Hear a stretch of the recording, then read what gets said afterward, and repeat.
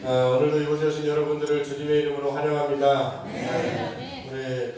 오늘 제가 원래 목소리가 되게 좋은데 목소리가 되게 아름다운데 못 보던 얼굴도 있고 해가지고 오해하실까봐 목사님 이렇게 목소리가 답답하냐 이렇게 생각하실까봐 원래 목소리가 좋은데 감기가 좀 온 것 같아요. 목 감기가 목이 좀 약해서 이게 기침이 좀 심하더라고요 이번에.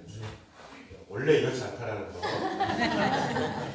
알아주시고 여러분 건강 조심하시기를 바라겠습니다. 네. 그래서 중간중간에 혹시나 기침을 하더라도 양해해 주시기를 부탁드릴게요. 네, 우리 옆에서 한번 인사해 볼까요? 아이고 예쁘다 한번 해볼까요? 아이고 예쁘다.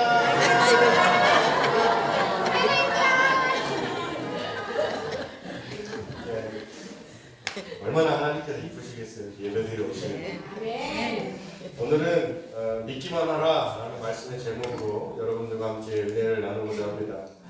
오늘 말씀을 보면 한 사람이요 사실은 체면을 버리고 하나님 여호와 하나님께서 보내신 예수님 앞에 엎드려서 간청을 해요. 오늘 우리가 그 부분을 읽지 않았지만 22절과 23절을 보면 이렇게 이야기합니다. 회당장 중에 하나인 야이로라 하는 이가 와서 예수를 보고 발 아래 엎드려 간곡히 구하이르되 내 어린 딸이 죽게 되었사오니 오셔서 그 위에 손을 얹사 그로 구원을 받아 살게 하소서. 얘기해요.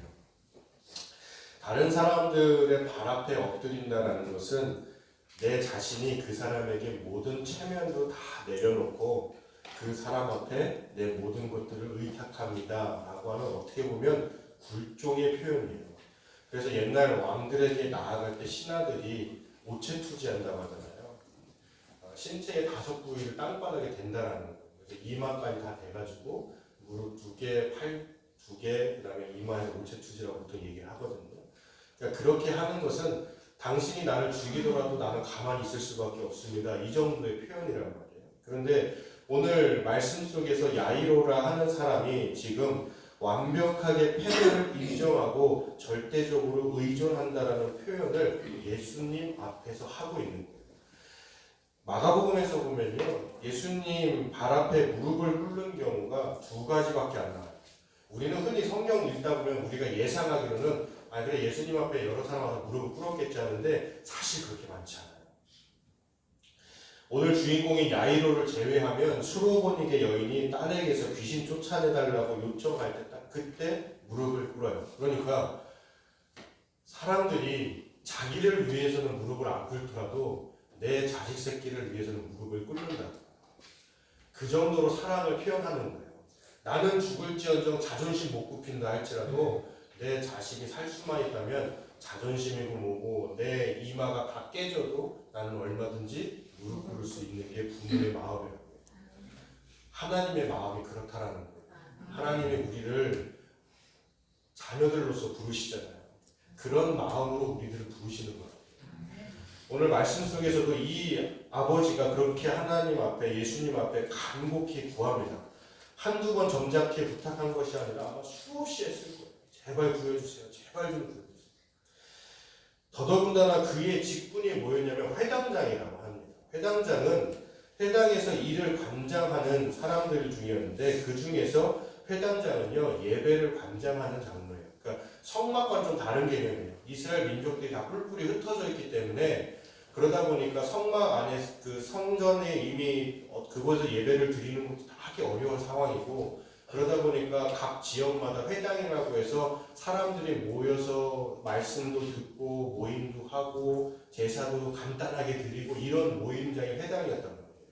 그러니까 이스라엘 신앙의 중심 장소와 비슷해요. 그곳에서 그 회당을 관리하는 사람이니까 굉장히 높은 직급이에요.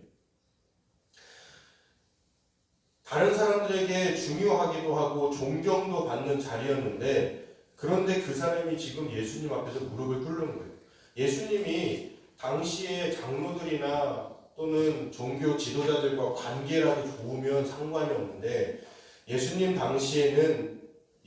일반 백성들에게는 환영을 받았을지 모르지만 바리새인들에게는 미움의 대상이었단 말이에요. 그러니까 종교 지도자들과는 예수님은 사실 대면하기 싫은 사람 중에 한 명이었어요. 그런데도 불구하고 무릎을 꿇고 간청한다는 것은 이 회당의 장로들에게도 따돌림을 받을 수밖에 없는 굉장히 큰 사건이에요. 게다가 공개적으로 이 일을 실행하고 있는 거죠. 몰래 밤에 찾아와가지고 예수님에게 부탁한 게 아니라 사람들이 지금 바글바글하게 모여있는데 와가지고 자신의 딸을 위해서 하는 거예요. 이것은 내 직분이며 나와 관계를 맺고 있는 사람과의 관계가 다 끊어지더라도 나는 지금 당신 앞에 이 방법밖에 없습니다라는 것을 사람들이 보던 말도 신경 쓰지 않고 이야기하는 거예요. 그러니까 얼마나 간절한 마음인지는 우리가 충분히 이해할 수 있는 상황입니다. 그가 이렇게 온 것은 자기의 어린 딸이 죽어가고 있었기 때문이었어요. 42절을 보면요, 어린 딸의 나이가 나오는데 12살이래요. 지금 우리나라에서 12살이라는 나이는 아주 보호받아야 되는 어린 아이의 나이지만 유대 법에 따르면 여자아이가요 12살부터 지나면 이제 성인급으로 취급을 받던 나이였어요. 어쨌든 성인이 되던 아니면 지금처럼 어린아이와 같던 소중한 그 귀한 생명이란 말이에요. 애지중지 키운 딸인데 이제 죽게 되었으니까 그가 체면을 따질 상황이 아니죠. 자신의 힘으로는 어찌할 수 없는 딸의 죽을 병 앞에서 야이로는요 인간의 한계를 느꼈을 것입니다.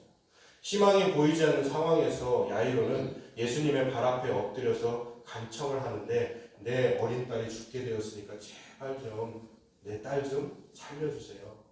그 앞에 구원을 받아라고 이야기를 하거든요. 구원을 받아 살게 하셨어요. 그러니까 내 죄 때문에 그렇든지 이 아이가 무슨 죄가 있겠습니까? 그러니 이 아이 좀 주님께서 구원해 주세요.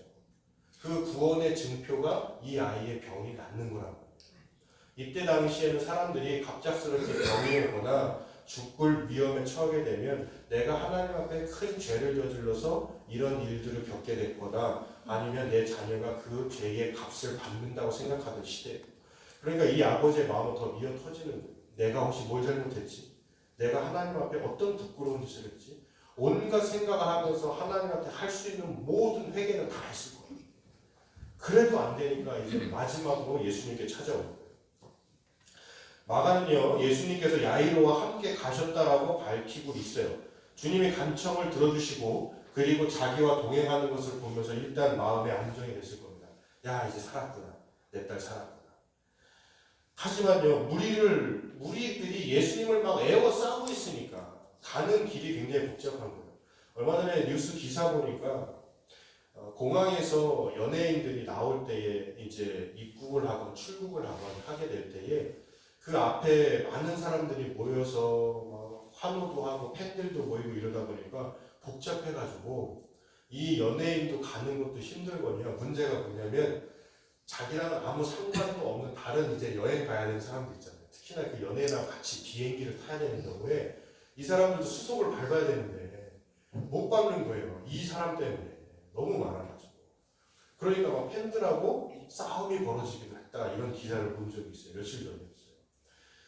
여러분 그 상황을 한번 생각해 보세요. 예수님이 그 무리가 엄청나게 에워싸가지고 거기에는 예수님을 한 번이라도 보고 싶은 사람, 혹시나 내가 예수님께서 말씀하시는 내 몸이 좀 낫지 않을까라는 기대가 가득한 사람들, 내 아이에게 좀 손을 얹고 축복해 주기를 바라는 수많은 부모들, 바글바글한 사람들이 예수님을 다 에워싸고 있는 상황입니다. 야이로는 마음이 어떻겠어요? 속된 말로 정말 미치는 거예요. 이 사람들 때문에 만약에 예수님의 발걸음이 늦어서 자기 딸이 죽으면 어떡해? 그럼 누구를 원망해요? 이 사람들을 원망할 수가 없잖아요. 그런 상황인데 예수님께서는 그런 상황 속에서도 고쳐야 될 사람이 있으면 고치고 가고 이런 상황이 반복되고 있다. 그러다가 어떤 소식을 듣게 되느냐? 아, 늦었습니다. 딸이 이미 죽었습니다. 이 소식을 듣게. 자, 이제 오늘 우리가 읽은 말씀인데 여기서 시작을 하는 거예요. 자신의 딸이 죽었다라는 소식을 들은 이 아버지의 마음은 정말 오만 가지 생각이 다 들었어요. 거기에다가 예수님께서 이미 죽었는데 오신들 무슨 소용이 있어요? 와가지고 이 딸이 죽었는데 와가지고 장례 치를 것도 아니고 바로 앞에서 한 여인은 혈루병 걸린 여인은 예수님 옷자락 만졌는데 병이 치유됐단 말이에요. 예수님이 이야기를 나눈 것도 아니고 자기에게 와가 자기처럼 와서 막 빌고 해가지고 예수님이 만져주신 것도 아니에요. 그냥 지나가는 예수님 옷자락 한번 건드렸는데 이 사람은 병이 나왔어요. 그러면 병의 난치를 그냥 두면 되지. 뭘 굳이 누가 내 옷자락 건드렸어, 누구야 당장 어딨어 튀어나와, 이 얘기를 하고 있단 말이야. 내 아이는 지금 죽게 생겼는데 지금 그 사람 찾는 거 나중에 찾으면 되지. 왜 그걸 지금 찾냐고. 그걸 또 찾아요, 일일이. 예수님이 제자들도 아니라고 얘기하잖아요. 아, 예수님 하도 많이 만져가지고 누가 누군지 몰라요. 아니야, 분명히 있어. 분명히 있으니까 반드시 나와야 돼. 나 이 여자 꼭 보고 가야 돼.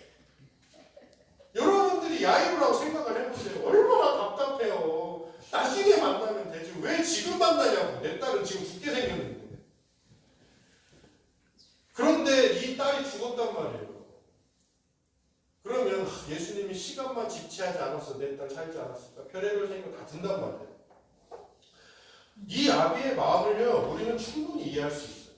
실제로 우리들은 두려움을 줄 만한 일들로 우리의 삶은 가득해요. 작은 것도 두려움이 느껴질 때가 있죠.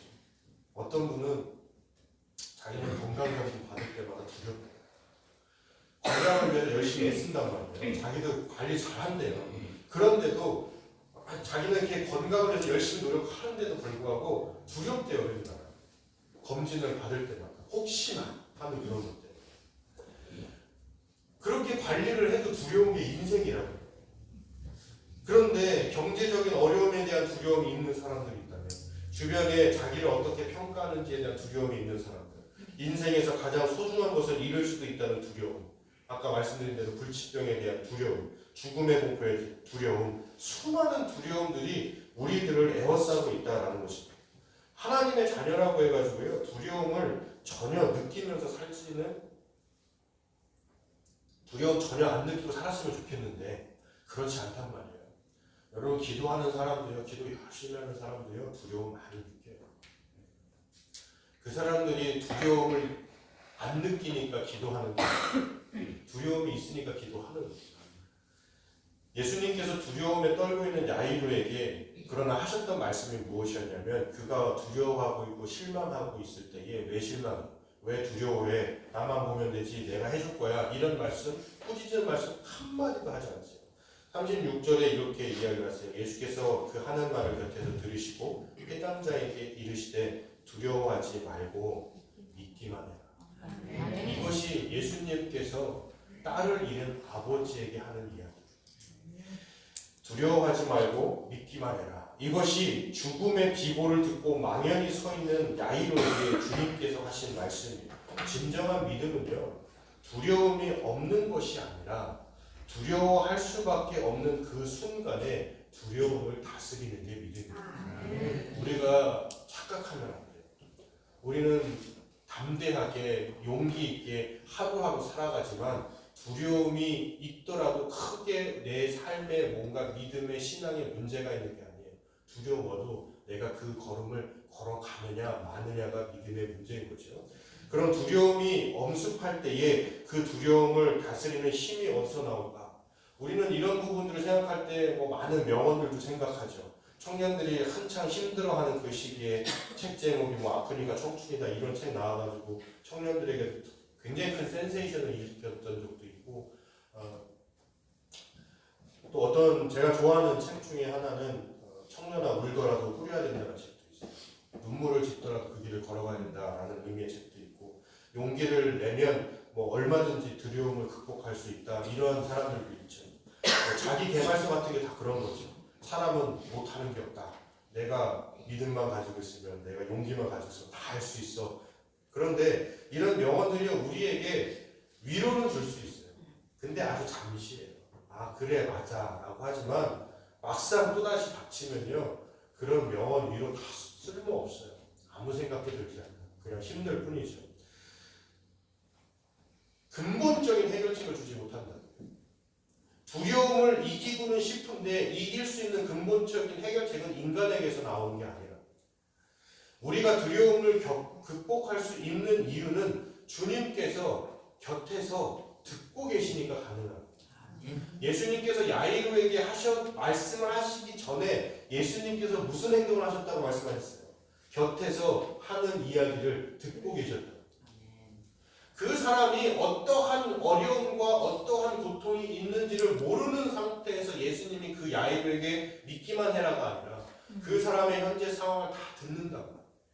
그의 마음을 다 보세요. 그의 간절함도 다 보시고 그가 하고 싶은 말, 해야 하는 말 다 들으신단 말이에요. 그 다음에 예수님께서 내시는 결론이 뭐냐? 믿기만 하라는 거예요. 이 한마디였어요. 두려워하지 말고 믿기만 해라. 딸의 죽음에 대해서 뭐 장황한 설명도 없어요. 혈루증에 걸린 여인을 보고서 사람들로 인해 지체되었다. 어쩔 수 없어서 내가 그 여인 여자 얼굴 좀 꼭 보고 싶었어. 그 여인가 얼마나 힘들었는지 내가 좀 알고 싶었어. 이런 설명도 없어요. 아무 설명도 없이 그냥 두려워하지 말고 믿기만 해라. 이게 예수님의 해답의 전부예요. 우리는 자신이 당하는 시련의 환난 이런 것이 왜 오는지 이유와 원인을 알고 싶어 할 때도 있어요. 그것을 알고 싶어하는 성경의 대표적인 인물이 누구냐? 욥이에요. 욥은 42장에 걸친 장대한 성경의 챕터인데 욥이 하나님 앞에 계속해서 친구들하고 다투면서 얘기하는 게 뭐냐? 하나님, 나는 궁금해요. 왜 내가 이 고통을 당해야 돼? 내가 죄를 지었으면 무슨 죄를 지었다고 얘기를 해라.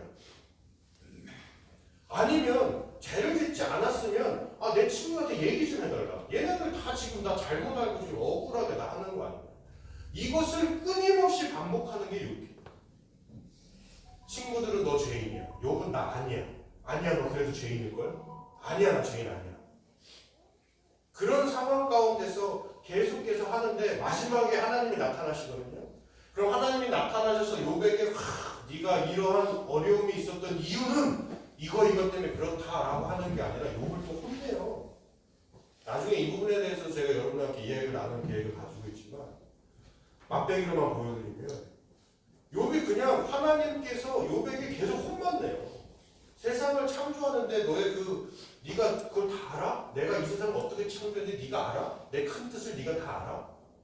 이런 식으로 하면서 욥이 알지 못하는 것 가지고 하나님이 치사하게 막 공격한단 말이에요. 대답 안 해주세요. 욥이 왜 그런 고통을 겪어요?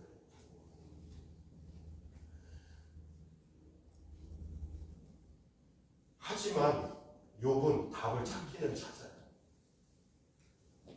욥에 찾았던 답은 하나님께서 말씀을 하시지 않았지만 자기가 어떠한 자세로 하나님 앞에 서 있었는지를 발견하게 되는 거예요. 하나님께서는요, 우리에게 때로는 얘기하실 수도 있어요. 어떠한 어려움으로 인해서 내가 너에게 이러한 고통을 줄 수밖에 없었다. 그것이 이스라엘 민족들이 하나님을 벗어났을 때에 외적의 침입들로 인해서 힘들어하고 있는 그들에게 하나님께서 경고의 말씀을 통해서 이야기하셨죠. 너희들이 나를 떠나면 이러한 어려움을 겪을 수밖에 없어. 그러니까 나한테 돌아와야 돼. 이렇게 하실 때도 있지만 때로는 그런 말씀이 없으실 때도 있다. 오늘 야이로가 그런 상황인 거예요. 내 힘으로 감당이 안 되는 슬픈 소식 앞에서 막연히 서 있을 때 이런 문제를 해결할 수 있는 열쇠, 우리가 사실 원인 알았다고 해가지고 해결할 수 있는 것도 아니잖아요, 사실. 그러면 그 문제를 해결할 수 있는 열쇠가 어디 있느냐? 오늘 예수님께서 야이로에게 하셨던 이 말씀밖에 없는 거예요. 두려워하지 말고 믿기만 해. 믿기만 해. 온 세상을 홀로 다스리는 만왕의 왕이 누구신가요?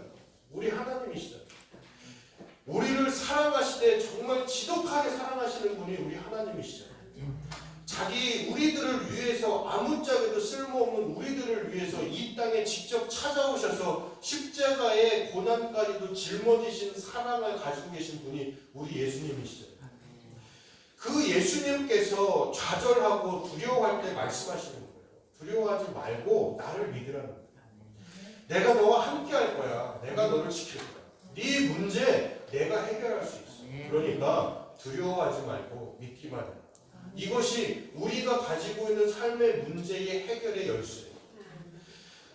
이 말에 힘을 얻은 야이로는요, 사실 희망도 없을 수도 있지만 믿기만 해라 그 말 한마디 믿고서 그저 딸에게 가요.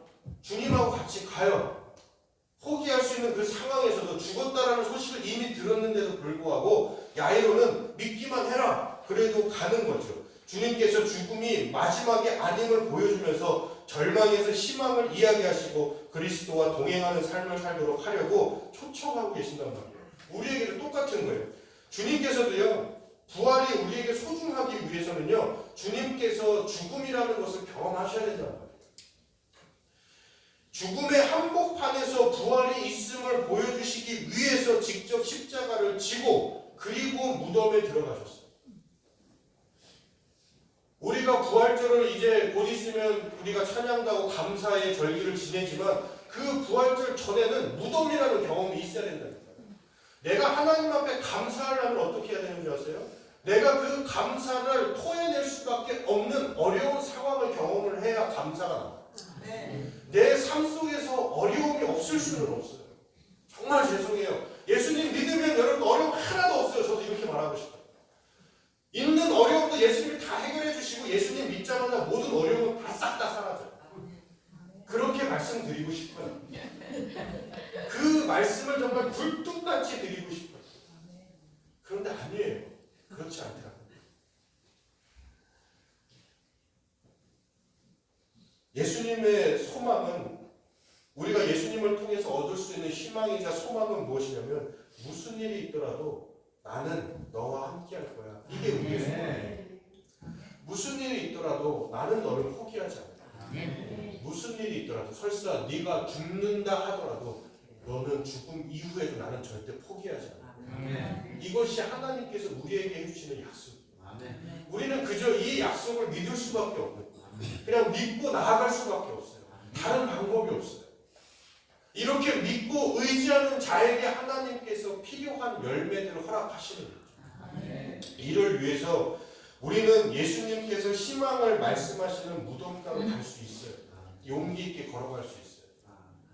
나에게 있어서 무덤은 두려운 장소이고 무덤에 가기도 싫고 그 음습하고 어두운 곳에 가는 게 너무나도 싫지만 그곳에 부활이 있으니 우리가 그곳을 가야 되는 거예요. 오늘날 세상의 절망을 정직하게 바라보자는 거예요. 절망을 만나지 않고는요, 희망으로 갈 수 없어요. 내가 하나님 없으면 아무런 존재 가치가 없는 연약한 사람이구나 라고 하는 내 자신에 대한 정확하고 객관적인 시선을 느끼지 않으면 하나님 안 찾아요. 절망을 맛보기 전에 희망이 무엇인지 정확하게 알 수 없어요. 왜 사람들이 물질에 관해서 막 그 물질을 지기 위해서 엄청 노력하잖아요. 그런데 그렇게 물질을 엄청 지던 분이 한번 죽을 병 걸렸다가 살아나면 어떻게 돼? 야, 돈이고 뭐 다 필요 없더라. 돈 있으면 뭐하냐? 아프면 끝인데. 죽으면 끝인데. 그리고선 막 가족들하고 사이좋게 지내기 시작하고 상처받은 거 있으면 미안하다 미안하다. 관계가 그렇게 변화가기 시작하고. 그래서 한 목사님께서